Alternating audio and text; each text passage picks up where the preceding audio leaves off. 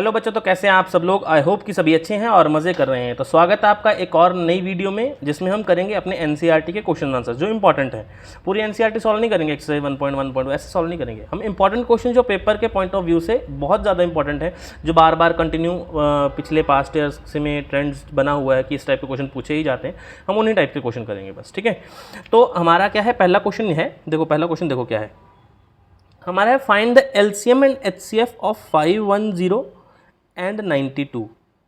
510 और 92 का आपने क्या करना है, एचसीएफ और एलसीएम फाइंड करना है। और उसने बोला आगे देखो वेरीफाई। अब वेरीफाई क्या है, HCF into LCM is equals to product of two numbers. अच्छा अब देखो, कोई मेरी बात सुनो, कई बार ऐसा होता है कि हमें ये गिवन होता है कि ये वेरीफाई करना है, कई बार सिंपल उन्होंने ये लिखा होता है कि सिर्फ वेरीफाई करो। अब वेरीफाई क्या करो आपको थोड़ी ना पता है, तो आपको ये वेरीफाई करना है प्रूफ। ठीक है, HCF into LCM is equals to product of two numbers, ये वेरीफाई करना है आपको हर बार। अच्छा 510 का हम एलसीएम निकाल लेते हैं या एचसीएफ जो भी है। 2 2 ज़ा 4, 1 2 5 ज़ा 10, 2 5 ज़ा 10, 3 पे जा रहा है, 3 8 ज़ा 24, 3 5 ज़ा 15, ये भी 3 पे जा रहा है, 3 1 ज़ा 3, 3 7 ज़ा 35, 3 7 ज़ा 35 थोड़ी ना, 3 1 ज़ा 3, 5 से जाएगा ना ये, 5 1 ज़ा 5, 6 7 8, 5 7 ज़ा 35, तो 17 1 ज़ा 17, 92, 2 4 ज़ा 8, 1 2 6 ज़ा 12, 2 2 ज़ा 4, 2 3 ज़ा 6, 23 1 ज़ा 23। ठीक है, अच्छा अब देखो मैं 510 का फैक्टर्स लिख रहा हूँ यहाँ पे, 2 इंटू 3 इंटू 5 इंटू कितना आ गया आपके पास 17, और 92 के भी फैक्टर्स लिख रहा हूँ मैं यहाँ पे, 2 इंटू 2 इंटू 23। देखो इतने बड़े नंबर का एचसीएफ सिर्फ 2 है, एचसीएफ कितना है 2 है, एलसीएम कितना है, एचसीएफ इंटू बाकी बचे number 3 into 5 into 17 into 2 into 23। बस इसको सीधा करके लिख रहा हूँ, एचसीएफ कितना है 2 into 3 into 5 into 17 into 2 into 23। अब एलसीएम निकाल लो जो भी निकलेगा आपका, फिर उसके बाद वेरीफाई करते हैं। एलसीएम निकलेगा आपका 2 2 ज़ा 4, 5 ज़ा 20, 3 ज़ा 60, 60 इंटू 17 करते हैं तो कितना आता है 420 इंटू 0 6 और 1020, और 23 से अगर मल्टीप्लाई कर दूँ तो 3 2 ज़ा 6, 0 3 0 4 0 2, तो 2 3 4 6 0, ये निकला आपका एलसीएम, निकल गया आपका एलसीएम। अब आप प्रूफ करो इसको, अब आपको क्या करना है, इसका प्रूफ करना है। तो एचसीएफ इंटू एलसीएम, अब आप बोलोगे दो नंबर क्या हैं, दो नंबर कौन से हैं, product of two numbers. Two numbers का मतलब है इसके अंदर जो आपको क्वेश्चन दिया था, ये बोले दो नंबर, तो यहाँ पे लिखूंगा 5 0 10 into 92 is equals to HCF कितना है आपके पास 2, और ये कितना है 2 3 4 6 0। अब आप इसको मल्टीप्लाई करो और इसको मल्टीप्लाई करो, अगर आपका लेफ्ट हैंड साइड और राइट हैंड साइड आपका इक्वल आया, ठीक है, तो आप हैंस प्रूव्ड लिख देना नीचे, आपका आंसर सही होगा। अगर आपका ये इक्वल नहीं आया लेफ्ट हैंड साइड और राइट हैंड साइड, इसका मतलब आपका आंसर गलत है, आपको 2 नंबर नहीं मिलेंगे। अगर आपका ये सही है तो आपको 2 नंबर मिलेंगे, तो आपके 2 नंबर यहाँ पे पक्के हो जाएंगे। समझ आया? ठीक है, तो ये है हमारे पास पहला क्वेश्चन। ठीक है, नोट कर लो कॉपी के ऊपर। इसके बाद करते हैं अपना next important question. Next type का क्वेश्चन देखो ज़रा क्या है, इसमें बोल रहा है find the LCM and HCF of 17, 23 and 29। इन तीनों का आपको एलसीएम और एचसीएफ बताना है। अच्छा सीधा सीधा एक तो मैं बात बता सकता हूँ, इसका एचसीएफ 1 है, क्योंकि तीनों प्राइम नंबर हैं तो इनके बीच में कोई कॉमन डिजिट होगा ही नहीं, इसलिए हमारा एचसीएफ तो 1 हो गया। क्यों ऐसे, अरे ऐसा करके देखो ना, अब 17 17 1 ज़ा 17, 23 23 1 ज़ा 23, 29 29 1 ज़ा 29। अब बच्चों को ये होता है कि अगर आपसे पूछ ले कि ये क्या कोप्राइम नंबर्स हैं, हाँ है, क्योंकि एचसीएफ 1 आ रहा है इनका। ठीक है, ऐसा भी क्वेश्चन पूछ सकता है। अच्छा एलसीएम कैसे निकालेंगे, एलसीएम कैसे निकालेंगे, एलसीएम सिंपल है इस बार, 17 इंटू 23 इंटू 29, क्योंकि कुछ एचसीएफ आया ही नहीं। अगर आपको 1 मल्टीप्लाई करना भी है तो कोई फ़र्क नहीं पड़ रहा, 1 इंटू 17 इंटू 23, अगर आप इसको सॉल्व करोगे आपके पास जो आंसर आएगा वो आपका क्या होगा, एलसीएम होगा। डन। अगला क्वेश्चन देखो क्या है, अगला क्वेश्चन ये है, उसने बोला explain why 7 into 11 into 13 plus 13 is a composite number. अब मैंने आपको बताया था ना कल कि कॉम्पोजिट नंबर क्या होते हैं, कॉम्पोजिट नंबर क्या होते हैं? क्या होते हैं कॉम्पोजिट नंबर? जिसके 2 से ज़्यादा फैक्टर होते हैं। 2 से ज़्यादा फैक्टर्स वाले नंबर को क्या बोलते हैं हम लोग? Composite number. अच्छा अब देखो, अब इसको सॉल्व कैसे करते हैं? ये बहुत इंपॉर्टेंट क्वेश्चन है, पेपर में कई बार पूछा जाता है, ठीक है। अच्छा अब इसको कैसे सॉल्व करेंगे? देखो ये डिजिट आ गया आपके पास, तो सीधा मल्टीप्लाई नहीं करना है कि आपको सीधा मल्टीप्लाई कर दिया और प्लस कर दिया। अब समझो ये एक डिजिट है, ये एक डिजिट है, ये दूसरे डिजिट है। आप बोलोगे एक डिजिट कैसे? तो 3 डिजिट है। अरे अगर मल्टीप्लाई करोगे तो एक ही तो आंसर आएगा इसका। 7 × 11 77 × 13 एक आंसर आएगा ना उसका, तो डिजिट एक ही हुआ। तो 1 + 2 ऐसा डिजिट बन रहा है ना, ये एक डिजिट प्लस ये दूसरा डिजिट। अच्छा अब देखो ये 2 डिजिट हैं अगर, तो इसमें से 13 कॉमन आ रहा है, 13 कॉमन आ रहा है, तो मैंने क्या करा 13 कॉमन रखा। अब मेरे पास अंदर क्या बचा? देखो 7 × 11 × 1, क्योंकि 13 तो बाहर निकाल लेना इससे, +1। जो कॉमन निकालते हैं वो बाहर आता है जब, तो अंदर जो उसकी जगह बचता तो कुछ नहीं बचता, 1 हो जाता है। जो बाहर निकल चुका वो खत्म हो गया। इसका मतलब कॉमन का मतलब होता है हमने इससे भी 13 उठाया, इससे भी 13 उठाया है, दोनों के पास जो कॉमन चीज़ें बाहर उठा के रख दी। अगर हमने इससे 13 ले लिया तो इसके पास यहाँ पे कितना बचा? 1। अगर मैंने इससे भी 13 ले लिया तो इसके पास कितना बचा? 1। बस इतनी सी बात बता रहा हूँ। 13 × 7 × 11 77 × 1 77 + 1 78। अच्छा देखो अब मैं इसकी प्राइम फैक्टराइजेशन कर रहा हूँ, ईजी है। इसका तो प्राइम फैक्टर है 13 × ये 13 6 होता है, तो मैं इसको ऐसे लिख सकता हूँ 13 × 2 × 3। तो अब इसको अगर आप और भी ऐसा लिखना चाहो तो कुछ ऐसा लिख सकते हो।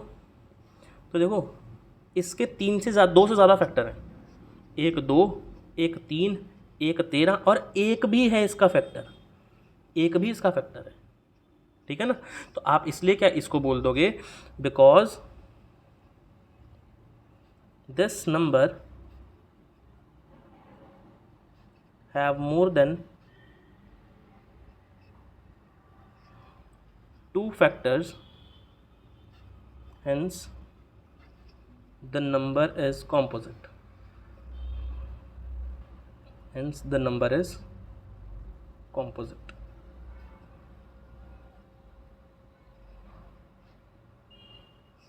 अब देखो आपकी एनसीईआरटी की बुक में क्वेश्चन नंबर 6 है, जहाँ तक मेरे को लगता है ये क्वेश्चन नंबर 6 नहीं होगा, 5th ना क्वेश्चन होगा ये, ठीक है। अगर ये क्वेश्चन नंबर, इसी क्वेश्चन के साथ एक और क्वेश्चन लिखा हुआ है, वो है 7 × 6 × 5 × 4 × 3 × 2 × 1 + 5। इसका आंसर आप कमेंट करना कि इसका आंसर आपका क्या निकला है, बिना नकल मारे हुए, ठीक है। आपका ऐसे कंसेप्ट स्ट्रांग होगा, क्योंकि जब हम PYQ करेंगे तो जब इस टाइप के क्वेश्चन दिखेंगे आपको थोड़े से अलग टाइप में होके, ठीक है, थोड़े से अलग अजीब सा तरीके से होके जब ऐसे क्वेश्चन दिखेंगे तो आपका कंसेप्ट स्ट्रांग होना चाहिए उस चीज़ के लिए, ठीक है ना। तो ये नोट कर लो कॉपी के ऊपर। इसके बाद मैं आपको करवाता हूँ इरेशनल वाले क्वेश्चन, ठीक है, इरेशनल प्रूव कैसे करते हैं, तो नोट कर लो कॉपी के ऊपर। इसके बाद करते हैं नेक्स्ट। चलो बढ़ते हैं नेक्स्ट टाइप के क्वेश्चन की तरफ, ठीक है। ये लास्ट टाइप है, इसकी भी एक्सरसाइज 1.2 भी खत्म, 1.1 तो करवा दी, 1.2 भी खत्म, ठीक है। √5 इज इरेशनल नंबर, प्रूव करना है। मेथड ऑफ कॉन्ट्रडिक्शन से प्रूव करेंगे हम लोग, ठीक है ना। अब मेथड ऑफ कॉन्ट्रडिक्शन से प्रूव अगर करेंगे हम लोग इसको, तो क्या कैसे करेंगे? कुछ आता आइडिया है? बताया बता। √5 इज अ रैशनल नंबर, पहले ये बात लिखेंगे कि भाई ये रैशनल नंबर है, ठीक है। और रैशनल नंबर क्या? जिसको P/Q की फॉर्म में लिख सकते हैं, जिसके अंदर Q ≠ = 0 होता है, और इसके पास P एंड Q R क्या नंबर है? ये सेम क्वेश्चन तो मैंने करवाया है अभी, है ना। एक और दूसरा क्वेश्चन करवाता हूँ, इसको छोड़ो, ठीक है। ये सेम क्वेश्चन मैंने करवाया है। इसका आंसर आपको एक क्वेश्चन देता हूँ, √3 इज़ अ इरेशनल नंबर। आप ये प्रूव करके बताना कि आपका HCF और HCF क्या निकला है उसका, ठीक है। ये मैंने अभी पिछली वीडियो में करवाया था, मेरे को याद है, ठीक है ना। अच्छा क्वेश्चन क्या है अब? नेक्स्ट क्वेश्चन देखो फिर क्या है। 3 + 2√5 इज अ इरेशनल नंबर, ये बात प्रूव करो। इरेशनल नंबर, ये बात प्रूव करो आप। हमारा क्वेश्चन अब ये हो गया, 3 + 2√5 इज अ इरेशनल नंबर। तो ईजी है, बहुत ईजी है। इसको भी यही बोलूँगा मैं, 3 + 2√5 is a rational number, is a rational number. Rational number क्या? जिसको P/Q की फॉर्म में लिख सकते हैं, जिसका Q ≠ = 0 है। And P and Q are coprime number, ठीक है।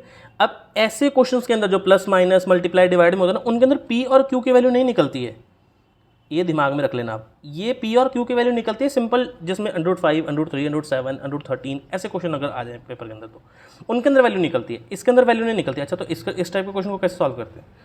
Simple, 3 + 2√5 = p/q, done. 2√5 = p/q -3, आपको पता है प्लस यहाँ हो रहा है तो माइनस यहाँ हो जाएगा जाके, अपॉन में 1। तो 2√5 = q, एलसीएम आ गया अगर, तो यहाँ पे आया p - 3q, डन। अब √5 मैं यहाँ रहने देता हूँ। अच्छा, इसका मतलब क्या है? इसका मतलब कई बच्चों को नहीं पता होगा। इसका मतलब 2√5 का मतलब है 2 × √5, ठीक है। इसका मतलब क्या है? 2 × √5।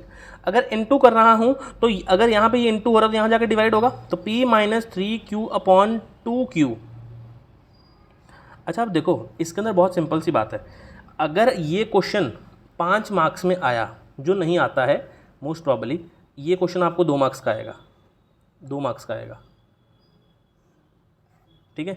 अगर 2 मार्क्स में आया तो बताता हूँ आपने क्या करना है। अगर 2 मार्क्स में आया तो डायरेक्टली आपने यहाँ पे लिख देना है irrational number is not equal to rational number, hence 3 + 2√5 is a irrational number. ये तो हो गया क्वेश्चन खत्म। अगर यही क्वेश्चन 5 नंबर में आ गया या 4 नंबर में आ गया तो ये नहीं करना है। तो क्या करना है फिर सर? तो करना ये है आपको कि अगर 5 मार्क्स में क्वेश्चन आया तो यहाँ से √5 = p - 3q / 2q। अगर आपको क्वेश्चन के अंदर गिवन है कि √5 is a irrational number, given है, अगर गिवन है √5 इज अ इररेशनल नंबर, तो आपने ऐसे कर देना है directly, irrational is not equal to rational, hence our question was our contradiction was wrong, हमारा नंबर इररेशनल है। अगर ये इररेशनल नंबर गिवन नहीं है और वो 4 नंबर का क्वेश्चन है, तो आपको अलग से इसको √5 इज अ इररेशनल नंबर, ये अलग से प्रूव करना है, ठीक है। जब अलग से आपका प्रूव हो जाएगा, यहाँ पे आपने लेट से प्रूव कर दिया, उसके बाद आपने यहाँ पे फिर वही काम करना है, irrational is not equal to rational. बात समझ में आई? अगर ये ज़्यादा मार्क्स का आएगा तो ये गिवन कई बार नहीं करते हैं कि √5 इररेशनल नंबर है। अगर क्वेश्चन के अंदर गिवन नहीं भी है और वो 2 मार्क्स का क्वेश्चन है तो आपने सिंपल कर देना है, और अगर वो 4 मार्क्स का क्वेश्चन है और गिवन नहीं है तो फिर आपको √5 एज इररेशनल नंबर प्रूव करना है पहले, ठीक है। ये कुछ छोटी छोटी चीज़ें हैं जिससे आपके 4 नंबर कट सकते थे, लेकिन मैंने बता दिया, तो अब नहीं कटेंगे, ठीक है। अब ऐसे ही इंटरेस्टिंग चीज़ें सीखने के लिए, अलग अलग टाइप के क्वेश्चन सीखने के लिए अभी तो NCERT सॉल्व करिए, बहुत कुछ सॉल्व करेंगे भी, ठीक है।